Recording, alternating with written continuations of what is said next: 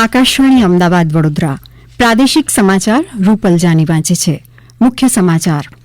વિધાનસભામાં વન, પર્યાવરણ, પ્રવાસન, યાત્રાધામ અને રમતગમત વિભાગની માંગણીઓ પસાર. કૃષિ વૈવિધ્યકરણ યોજના હેઠળ અત્યાર સુધીમાં 14 લાખ કરતાં વધુ આદિજાતિ ખેડૂતોને લાભ અપાયો. રાજ્યમાં 34 નવા પ્રાથમિક આરોગ્ય કેન્દ્ર બનાવવા વહીવટી મંજૂરી. ખેડૂતોના હિતમાં ઘઉંની ટેકાના ભાવે ખરીદી માટે નોંધણીની સમયમર્યાદા લંબાવાઈ. ધોલેરાના બાવળિયાળીમાં ગોપાલક સમાજની 75,000થી વધુ મહિલાઓએ હુડા રાસ રજૂ કરી વિશ્વ રેકોર્ડ સર્જ્યો. અને વિશ્વ ચકલી દિવસ નિમિત્તે રાજ્યમાં સેવાભાવી સંસ્થાઓ દ્વારા લોક જાગૃતિના કાર્યક્રમો યોજાયા.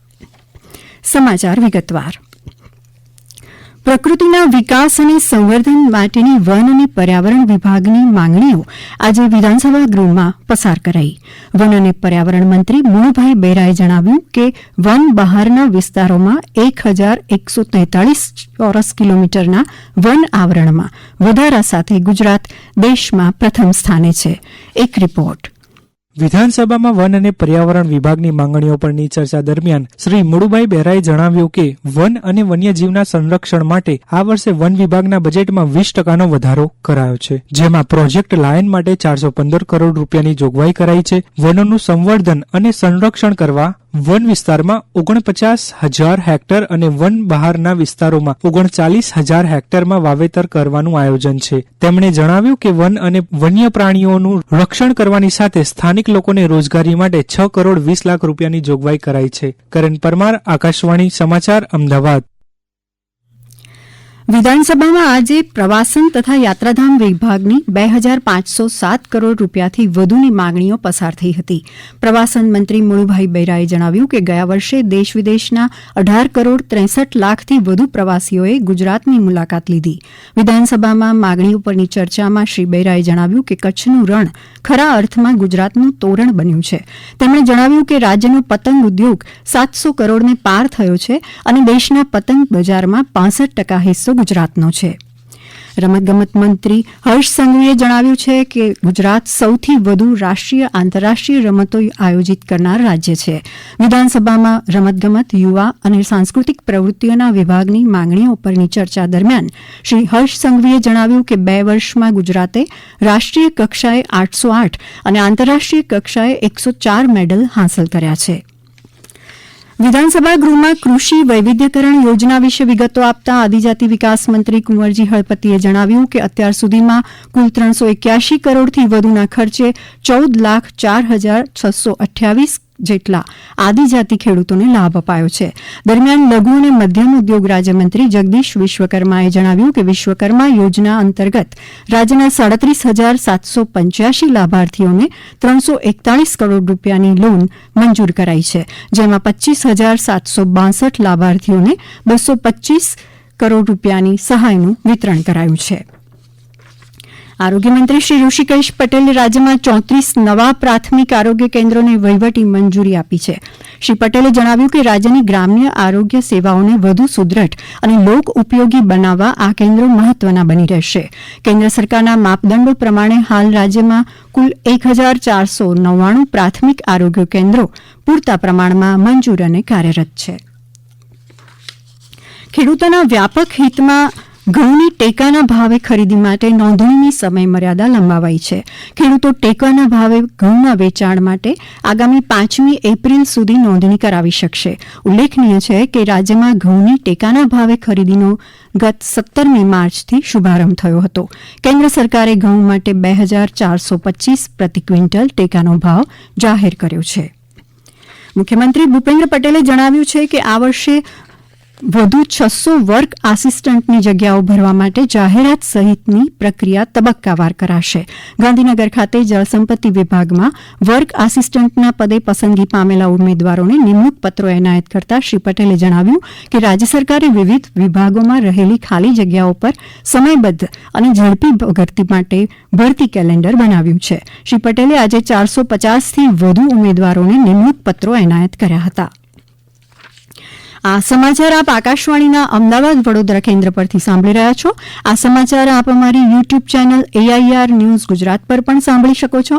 વધુ સમાચાર માટે અમારી વેબસાઇટ newsonair.gov.in/gujarati અને અમારા એક્સ હેન્ડલ AIR_news_ABAD ને ફોલો કરશો.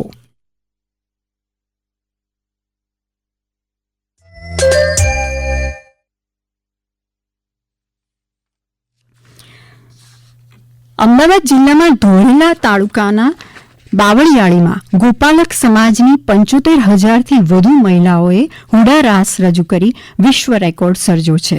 સંત શ્રી નગાલાખા બાપાની પુનઃ પ્રાણ પ્રતિષ્ઠા મહોત્સવ અંતર્ગત આયોજિત આ કાર્યક્રમમાં મુખ્યમંત્રી ભૂપેન્દ્ર પટેલ પણ ઉપસ્થિત રહ્યા હતા. શ્રી પટેલે પરમ પૂજ્ય રામબાપુને આ એવોર્ડ અર્પણ કર્યો હતો. આ અંગે વર્લ્ડ રેકોર્ડ ઓફ ઇન્ડિયાના પ્રમુખ પાવન સોલંકીએ વધુ માહિતી આપી.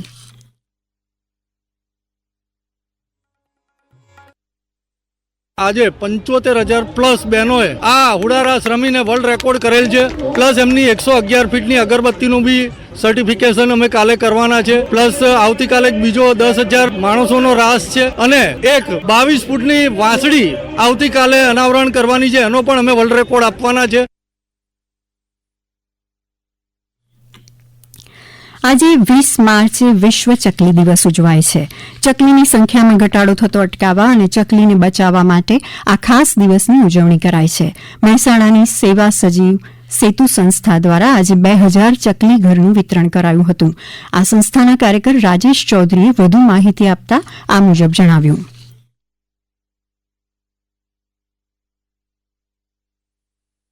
આજે મહેસાણા કમળપથ ઉપર 2000 માળાનું વિતરણ કરવામાં આવ્યું. દરેક વ્યક્તિને એક માળો આપવામાં આવ્યો, જેનાથી એક મેસેજ એવો જાય કે પોતે પણ ચકલીનું ઘર પોતાના ઘરે બનાવી અને એનો વસવાટ કરી શકે છે. આ એક અંદાજ મુજબ મહેસાણા જિલ્લાની અંદર છેલ્લા 8 વર્ષના અમારા અનુભવથી 2 લાખથી વધુ ચકલીઓ વસવાટ કરી રહી છે. જામનગરમાં કોર્પોરેટર ડિમ્પલ રાવલ દ્વારા શહેરના અલગ અલગ વિસ્તારમાં વિનામૂલ્યે ચકલી ઘર અને પાણીના કુંડાનું વિતરણ કરાયું. પાટણ શહેર સહિત જિલ્લામાં સેવાભાવી સંસ્થાઓ તેમજ જીવદયા પ્રેમીઓએ ચકલીઓના માળા, પક્ષીઓને પીવાના કુંડા તેમજ પક્ષીઓને દાણા ચણવા માટે ચણઘરનું વિનામૂલ્યે વિતરણ કર્યું હતું. મહીસાગર જિલ્લાના જિલ્લા વન વિભાગ અને સેવાભાવી સંસ્થા દ્વારા લુણાવાડામાં 4,000 ચકલી માળાનું વિતરણ કરાયું. પાટણની વિશ્વ વિખ્યાત રાણીની વાવમાં આવતીકાલે એક અદભુત દ્રશ્ય જોવા મળશે. 21મી માર્ચે બપોરે 12:39 સૂર્યના કિરણો સીધા ભગવાન શેષશાહી વિષ્ણુની મૂર્તિ પર પડતા જોવા મળશે. આ ઘટના વસંત સંપ્રાત તરીકે ઓળખાય છે, જે દિવસથી સૂર્ય ઉત્તર તરફ ખસે છે અને આ કારણે ઉત્તર ગોળાર્ધમાં દિવસ લાંબો અને રાત્રિ ટૂંકી થતી જાય છે. એક રિપોર્ટ.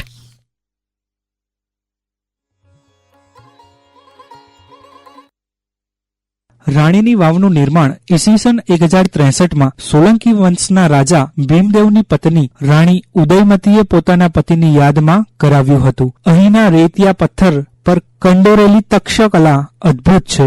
વાવમાં ભગવાન વિષ્ણુના તમામ અવતારોની મૂર્તિઓ સ્થાપિત છે અને કુવામાં શેષશાહી વિષ્ણુની મૂર્તિ એવી રીતે સ્થાપાયેલી છે કે 21 માર્ચ અને 21 સપ્ટેમ્બરના દિવસે સૂર્યના કિરણો 300 સ્તંભોની વચ્ચેથી પસાર થઈને સીધા મૂર્તિ પર પડે છે. આ માનવસર્જિત ગણિતીય રચના અને ખગોળીય ઘટના એક અનોખું દ્રશ્ય રચે છે. કરણ પરમાર, આકાશવાણી સમાચાર, અમદાવાદ. પશ્ચિમ રેલવે દ્વારા Mumbai central Gandhinagar capital Vande Bharat એક્સપ્રેસને 23મી March 2025થી પ્રાયોગિક ધોરણે વધારાનું આણંદ સ્ટેશન પર સ્ટોપેજ મળશે. આ કારણે Gandhinagar capital Mumbai central Vande Bharat એક્સપ્રેસના Mumbai central અને અમદાવાદ સ્ટેશનો પરના સમયમાં ફેરફાર કરાયો છે. તે મુજબ Mumbai central Gandhinagar capital Vande Bharat express Anand station પર 10:38 પહોંચશે અને 10:40 ઉપડશે.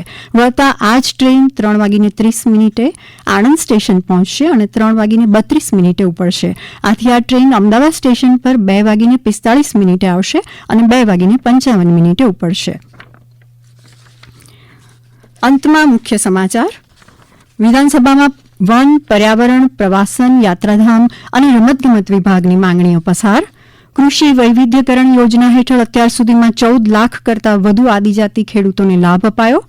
રાજ્યમાં 34 નવા પ્રાથમિક આરોગ્ય કેન્દ્ર બનાવવા વહીવટી મંજૂરી. ખેડૂતોના હિતમાં ઘઉંની ટેકાના ભાવે ખરીદી માટે નોંધણીની સમયમર્યાદા લંબાવાઈ.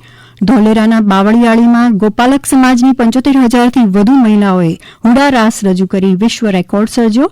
અને વિશ્વ ચકલી દિવસ નિમિત્તે રાજ્યમાં સેવાભાવી સંસ્થાઓ દ્વારા લોકજાગૃતિના કાર્યક્રમો યોજાયા. આકાશવાણી અમદાવાદ વડોદરા પરથી પ્રાદેશિક સમાચાર પૂરા થયા.